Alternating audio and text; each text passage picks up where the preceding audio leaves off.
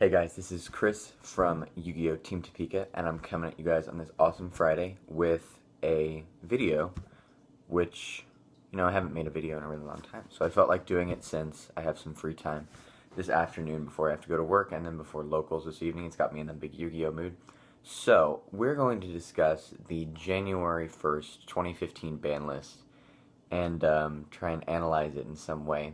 The first thing I noticed, if anything, was that before the list came out, if you look at anyone's list, any player-created list, and then you look at Konami's list when it came out, I did not see a single list that predicted anything right at all. Which means that I think the player base and Konami are on two different levels on what they want to see. Obviously, the player base usually wants problem cards to be hit, cards that are unhealthy for the game or make the game not fun to play or that you can't play. And Konami, these last couple of lists have definitely seemed to have been coming more from a we want money standpoint. So, for example, it's really good to compare the OCG and the TCG list since they're completely different. In the OCG, this list that came out a couple days before the TCG was basically one big experimental thing while hitting the main decks, where you saw last format, they hit Nephilim, Midrash, and Shadow Games all to one, because Shaddolls were completely dominating the OCG, while bringing back cards with new erratas that we just thought could never come back, which they did again this ban list, where they brought back Chaos Emperor Dragon, Crush Card Virus, Ring of Destruction, all with some erratas to make them slightly less amazingly broken, but they're still pretty broken anyway. And then the cloth got hit really hard over there too. So it's basically the OCG is taking a route of experiment, bringing back old cards, and then hitting the best deck that's dominating the meta right off the bat. If there is a deck dominating, which these last two lists it has been. The TCG is completely different. Basically, they take one banned card and bring it back, and then they just do really minor changes that, if anything, seem to strengthen other decks and not hit the meta decks at all. I think the one difference to this, I think last list, Super Poly went to 1 on the last list, and my phone's ringing now. The phone's ringing. I don't know who it is. I don't want to answer it. I'm trying to talk about Yu-Gi-Oh! This is ridiculous. Somebody needs to answer the phone, because I don't want to. I'm not doing this again just because the phone's ringing. No. No. Put on a happy face. Okay. Come on. I don't know. Anyway, it's finally done. Okay, so if you look at it, we had Glow Up Bulb come back to 1. We had Goyo Guardian come back to 1. We had Regeki come back to 1. We had Snatch and Steal come back on this new list. The stuff that you never, ever see. Oh, by the way, if you guys hadn't seen the list yet, it's been out since the 17th, so go check it out on YugiohCard.com and come back. Basically, it's just bringing other decks back, giving them support to try and combat the meta decks while not hitting the meta decks at all, so that those money decks are still viable in every single way. So basically, the list was Super Polymerization got banned, Artifact Moral Talk went to 1. What else happened? I think that was all that went to 1. Goyo Guardian, Dark Hole went to 2. Gale went to 3. Transmigration Prophecy, Reasoning, and Mermelibus Gundy all went to 3. Oh, and Honest went to 2 also. So when you look at that, it doesn't do anything to solve the meta itself. It seems like it's trying to, how do I want to say this? It's trying to balance the game without actually balancing the game. If anything, I don't think Super Polymerization was the card to get banned. I think it was perfectly fine at 1, because if you compare another broken card like Soul Charge, which is also at 1, they're ridiculous at 3. Soul Charge opens up amazingly ridiculous plays, especially with Vanity's Emptiness. So that probably deserved to go to 1. And the fact that Super Polymerization, you can't respond to it, I think it was definitely justified at 1. But I don't really agree that it should have been banned. If anything, I think Fire Lake of the Burning Abyss was the card to really hit. Because you can try and, you ban Moral Talk to maybe stop it from popping the Pendulum Scale, or because Artifact Shaddolls won YCS Sydney and have had a huge comeback in Europe and Australia, but they're not doing anything here. Everybody else is playing the Chaos variant here.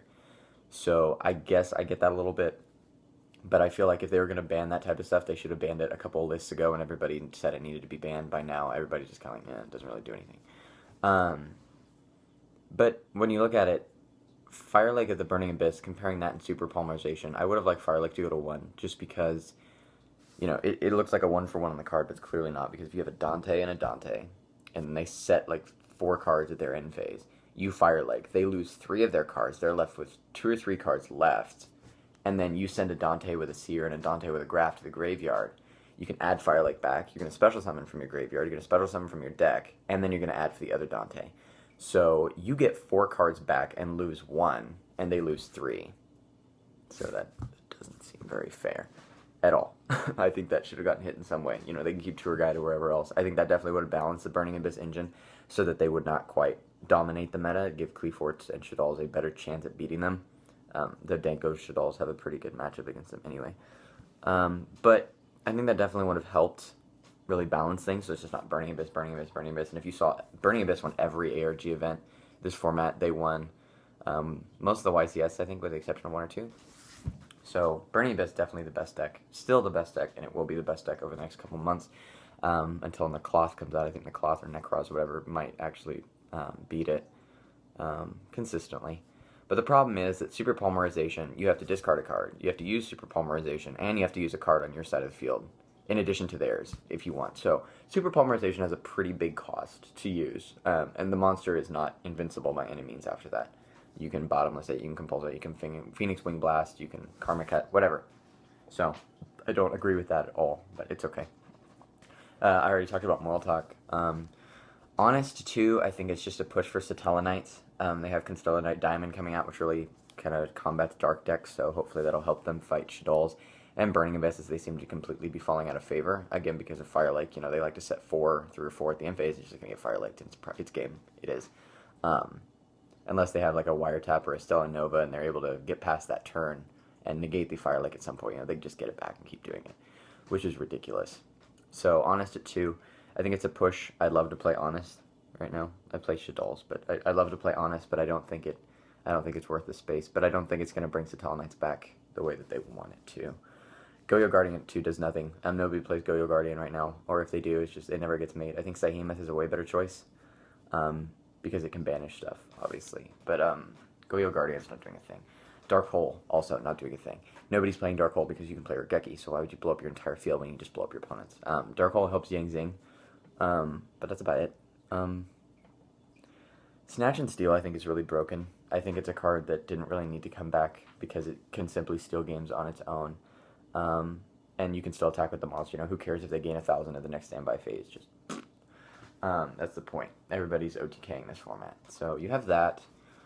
Mermail Bisgundi to 3 was good. I think Mermails should be able to play. You know, they're going to be back to full strength what they were on the Fire Fist Mermail meta, not the original Mermail meta. But so that's good. I don't know why it didn't come back last lesson. Wolfbark came back. So now Fire Fist and Mermail's back to their full strength, what they were a couple formats ago.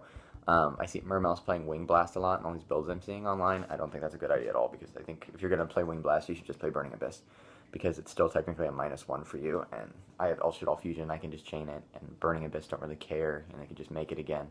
And Cleaforts, they just search, so it's not like it's going to impact anything in that deck. Mermails, I still think, can make a comeback, maybe a little bit, but I don't think they can really stand up to the 3 decks, the top 3. As you saw with Gold Bulb, and now you see with Reborn Tengu is the other one I forgot to mention now at 3. They're trying to make a push for plants to come back too. So you have them making a push for Fire Fists, Mermails, and plants that have all come back now. And I don't know if any of the Fire Fists had no impact. Mermails probably won't, and plants probably won't either, because Winda and Fire Lake both destroy plants, and Fire Lake destroys everything. So that's why I think it was the best candidate to get hit, just because that would balance the meta a lot. Other than that, I think everything was fine, honestly. Because when you look at it, I didn't expect Cleaforts to get hit at all. I didn't. I really hoped Burning Abyss would, you know, get Fire Lake to 1. And Shaddolls, you know, they weren't really doing anything in the meta anyway. They were making comebacks in Europe, and they weren't doing bad. It's just they weren't winning events. So that's that. But this list is not really going to change much of anything, I don't think. Instead of Super Poly, Shaddol players are just going to play Snatch and Steal, so it doesn't really have any big impact on that. Fire Lake and Burning Abyss and Tour Guide are still going to keep doing all their crazy broken stuff, and Cleafort are just going to attempt to do what they do best by actually being able to win. And there's never been an event that I've been to where Clefort's actually won. They won YCS Milan, but that's about it. So that's kind of my take on it. It seems like Konami is trying to just bring other decks back and make money in the process, obviously. But unfortunately, I don't think all the big problem cards for those decks are still around, and they're easily played in the meta. So I don't think that we're going to see some big change in the meta at all until Necros get here in February, which is kind of unfortunate. Stratos is still banned.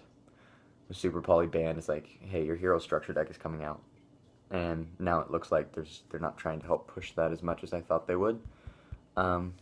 So you never know. It looks like they're trying to open up the format a little bit. Bujins might see some more play with the two Honest, but unfortunately I just don't really see much making an impact past the top 3 decks. Because, Cleforts with their crazy OTK potential, if you're too slow and you let them get established. Burning Abyss with their amazing recurrence. And Shaddolls are trying to keep up in OTK. But their recurrence isn't as amazing as Burning Abyss, and their OTK power is not always as good as Clefort, but, it goes back and forth. So it looks like the triangle meta is going to continue. We're going to have Cleforts beat Shaddolls, Shaddolls are going to beat Burning Abyss, and Burning Abyss is going to beat Clefort.